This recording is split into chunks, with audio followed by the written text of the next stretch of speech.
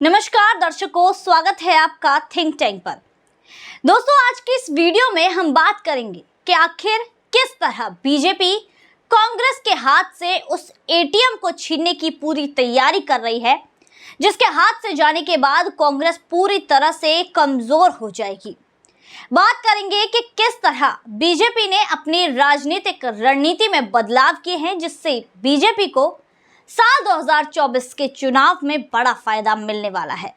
आखिर कौन से हैं वो बदलाव और कौन सा है कांग्रेस पार्टी का वो एटीएम जिसको छीनने की बीजेपी तैयारी कर रही है? कौन से हैं वो बदलाव, रणनीति, जिससे अब ये जो एटीएम है ये कांग्रेस के हाथ से बीजेपी के हाथ में पहुंच जाएगा? इन तमाम सवालों पर चर्चा के लिए आज की इस वीडियो में मैं आप सभी के सामने हाजिर हूं। दोस्तों, अभी तक हमारे चैनल को सब्सक्राइब नहीं किया है तो जल्दी से कर लीजिए और वीडियो को अंत तक जरूर देखिएगा। दोस्तों, बीजेपी ने हाल ही में अपनी राजनीति में बड़े बदलाव किए हैं और उन सीटों को, उन जगहों को आइडेंटिफाई किया है, जो सीटें, जो जगह बीजेपी की कमजोर नब्ज की तरह देखी जाती हैं, जहां पर बीजेपी कमजोर है। दोस्तों, दरअसल बीजेपी अपनी राजनीति में और अपनी पूरी रणनीति में जो जगह है, यानी कि जो सीटें हैं देश में, उनको 4 भागों में बांटती है। ए, बी, सी और डी। 4 भागों में बांटती है। ए में वो जहां पर बीजेपी आज तक जीतती आई है, 1-2 बार हारी होगी लेकिन जीतती आई है। दूसरी वो जहां पर बीजेपी जीतती है और कभी कभी दूसरे नंबर पर भी रहती है। तीसरी वो जहां पर बीजेपी लगातार, मतलब बहुत कम जीती है और ज्यादातर हारी है। और चौथी वो जहां पर बीजेपी लगातार हारती ही रहती है, 1-2 बार ही जीती है। लेकिन दोस्तों, अब बीजेपी ने अपनी राजनीति की जो रणनीति है उसमें बदलाव किए हैं।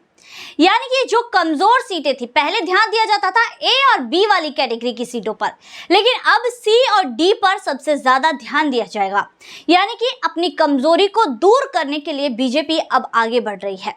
16 मई को प्रधानमंत्री भी थे, उसमें जो बीजेपी की बैठक हुई, जिसमें ये तय किया गया अब सी और डी पर ज्यादा ध्यान दिया जाएगा, जिसमें अब यहाँ पर ध्यान देते हुए इन सीटों पर, यानी कि छत्तीसगढ़ और मध्य प्रदेश की मैं बात कर रही हूँ। छत्तीसगढ़ में 21 सीटें और मध्य प्रदेश में 39 सीटें, इनके उम्मीदवार घोषित कर दिए गए। दोस्तों, अब आप सोच रहे होंगे कि अभी तो बहुत टाइम है, तो उम्मीदवार इतनी जल्दी घोषित क्यों कर दिए? क्योंकि दोस्तों, देर से उम्मीदवार घोषित करने का खामियाजा बीजेपी पहले कर्नाटक में भुगत चुकी है। कर्नाटक में यही तो हुआ था कि बीजेपी ने अपने जो उम्मीदवार है देरी से घोषित किए थे, जिसके बाद जो उम्मीदवार थे वो लोगों से कनेक्ट नहीं कर पाए थे।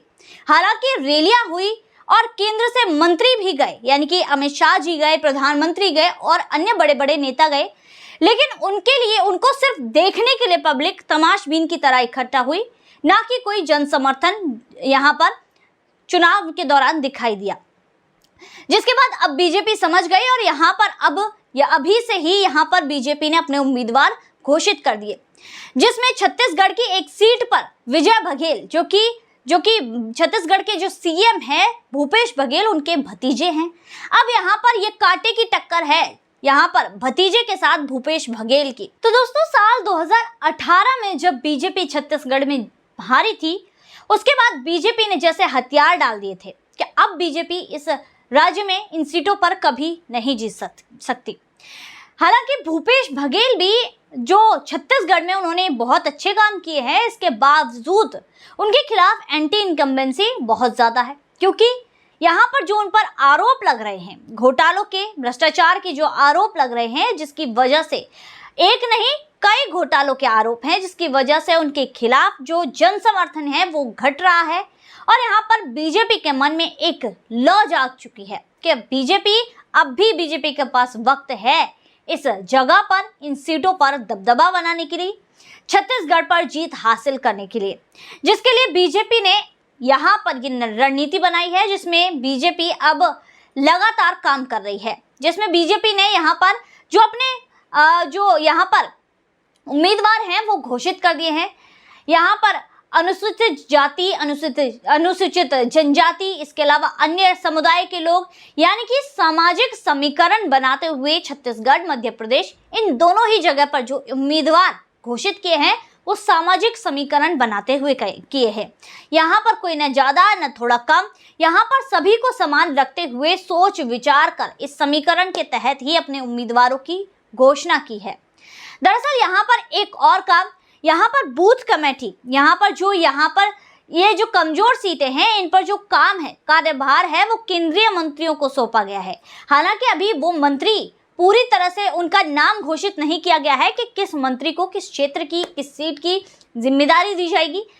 यहाँ पर अब जब ये केंद्रीय मंत्री, देखिए केंद्रीय मंत्री तो कर्नाटक में भी गए थे, लेकिन कर्नाटक में उम्मीदवार पहले घोषित नहीं हुआ था। उसके बाद ये जो केंद्रीय मंत्री थे तमाशबीन की तरह रह गए, जिसके बाद अब यहाँ पर दोनों ही चीजों को ध्यान रखा जाएगा।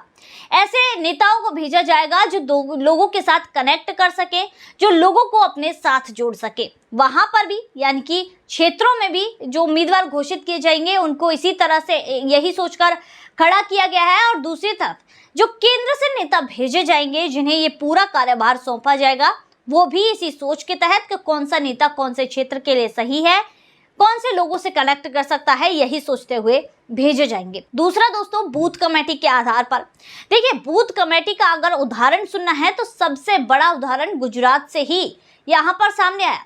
यहाँ पर गुजरात के जो CR पाटिल थे, उन्होंने जब चुनाव जीता था तो उन्होंने बूथ कमेटी के तहत यहाँ पर एक सदस्य के हिस्से में 5 मतदाता आए थे, जिनकी जिम्मेदारी थी इन 5 मतदाताओं के वोट डलवाने की। जिसके बाद ये बूथ कमेटी ने इतना अपना जलवा दिखाया, जो यहाँ पर CR पाटिल हैं देश में रिकॉर्ड तोड़, यानी कि रिकॉर्ड बनाते हुए जीत हासिल की। 6 लाख से ऊपर यहाँ पर वोट यहाँ पर CR पाटिल को मिले और उन्होंने अपनी जीत दर्ज कराई, जिसका बहुत बड़ा जो यहाँ पर फायदा बूथ कमेटी का मिला था। और अब यही रणनीति यहाँ पर अब बीजेपी फिर से अपनाने वाली है। छत्तीसगढ़, मध्य प्रदेश, यहाँ पर मध्य प्रदेश की बात करें तो मध्य प्रदेश में बीजेपी पहले कमजोर थी, लेकिन अब मध्य प्रदेश में ऐसा नहीं है। मध्य प्रदेश में बीजेपी को अपना जन समर्थन बनाना है, यानी कि जन समर्थन बढ़ाना है। यहाँ पर घटने की कोई आशंका नहीं है, क्योंकि यहाँ पर शिवराज सिंह चौहान की जो कार्यकाल है, इसमें उन्होंने बहुत सही काम किए हैं। तो जो लोग पहले उनके कार्यकाल पर सवाल उठाते थे, उनके यहाँ पर CM बनने पर सवाल उठाते थे, या उनके मुंह पर मुंह तोड़ तमाचा था, क्योंकि यहाँ की जनता भी समझ गई। क्योंकि उन्होंने बीच में यहाँ पर पहले शिवराज सिंह चौहान CM थे, उसके बाद कमलनाथ आए, और कमलनाथ के कार्यकाल के बाद यहाँ पर शिवराज सिंह चौहान आए, जिसमें कमलनाथ का कार्यकाल जो हुआ उसके बाद लोगों को पछतावा हुआ कि उन्होंने शिवराज सिंह चौहान को ही वोट क्यों नहीं दी, जिसके बाद उन्हें दोबारा लाया गया। और अब मध्य प्रदेश के क्या हालात है, मध्य प्रदेश किस तरह से तरक्की कर रहा है, ये किसी से भी छुपा नहीं है। तो यहाँ पर बीजेपी लगातार जिन क्षेत्रों में बीजेपी कमजोर थी, जिन सीटों पर बीजेपी कमजोर थी, उन पर दबदबा बना रही है। और बीजेपी पूरी कोशिश कर रही है कि ये जो यहाँ पर ये सारी चीजें हैं, ये अब बीजेपी के हाथ में आ जाए। तो दोस्तों बात करते हैं अब उस ATM की, जिसको बीजेपी कांग्रेस के हाथ से छीनना चाहती है। छत्तीसगढ़ ही वो ATM है जिसको बीजेपी कांग्रेस के हाथ से छीनना चाहती है, क्योंकि छत्तीसगढ़ में संसाधनों का भंडार है। अब ये संसाधन ही है जो कांग्रेस को जीवित रखे हुए है, जिसकी वजह से कांग्रेस के हाथ में ATM लगा हुआ है। लेकिन अब बीजेपी इसी ATM पर छापा मारने वाली है, इसी ATM को छीनने वाली है कांग्रेस से, जिसके बाद कांग्रेस की जो स्थिति है बहुत ज्यादा कमजोर हो जाएगी, जिसकी वजह से अब कांग्रेस पूरी तरह से यहाँ पर कोशिश करेगी कि कैसे भी ये ATM कांग्रेस के हाथ में बना रहे। लेकिन अफसोस यहाँ पर जिस तरह से बीजेपी अपनी चीजें दिखा रही है, अपनी रणनीतियां बना रही है, उससे तो यही लग रहा है कि यहाँ पर बीजेपी जल्द ही अपना परचम लहराएगी। दरअसल देखिए दोस्तों, बीजेपी लगातार देश की जो राजनीति है, अपनी राजनीति के तहत ऐसी ही रणनीतियां बनाती हुई आई है। और बीजेपी ऐसी पार्टी है जो सालों साल आगे की सोचकर चलती है, यानी कि आने वाले चुनाव की तैयारी, अगर चुनाव 3-4 साल बाद है तो उसकी चुनाव की तैयारी 3-4 साल पहले से ही होने लगती है। और यहाँ पर इसी तरह बीजेपी की रणनीति के तहत अब बीजेपी की स्थिति देखिए, बीजेपी का कितना जन समर्थन लोगों के बीच में है और लगातार मोदी की लोकप्रियता भी बढ़ती जा रही है। तो यहाँ पर ये रणनीतियां ही हैं जो राजनीति में उतार चढ़ाव करवाती है। जिसकी रणनीति अच्छी वो जो राजनीति में ऊपर जाएगा, लेकिन जिसकी रणनीति घटिया निकली वो राजनीति में नीचे आकर पटक जाएगा, जिसके कई उदाहरण हम देख ही चुके हैं। तो दोस्तों आज की वीडियो में बस इतना ही, फिर मुलाकात होगी ऐसी वीडियो के साथ। तब तक के लिए देखते रहिए थिंक टैंक।